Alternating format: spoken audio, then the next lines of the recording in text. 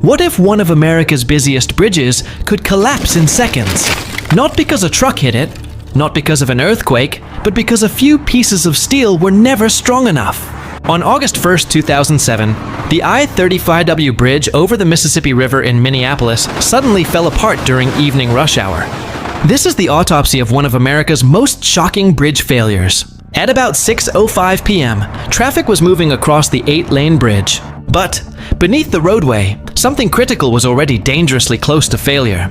The I-35W Bridge was a 1,907-foot-long steel deck truss. Its job was to transfer enormous forces through a network of steel members connected at joints. And hidden inside those joints were gusset plates. Think of a gusset plate as a heavy steel connector that helps hold several structural members together. They may look simple, but when one critical connection fails, the forces have to go somewhere else. And that is exactly where this story gets terrifying. Investigators eventually found that the gusset plates at the U10 nodes had been designed too small. Investigators found that the critical U10 gusset plates had inadequate capacity because of an original design error. But the bridge had also become heavier over the years.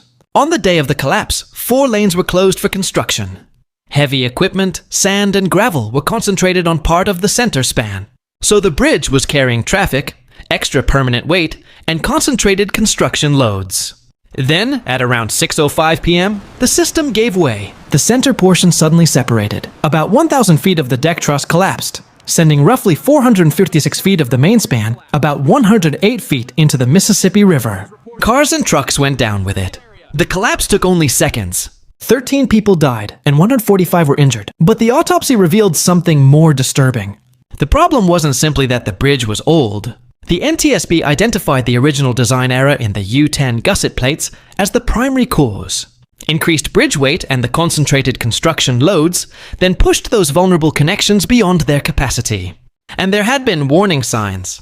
Photographs taken years earlier showed visible distortion, or bowing, in several U10 gusset plates.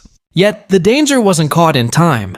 After I-35W, engineers paid much closer attention to gusset plates and other critical connections.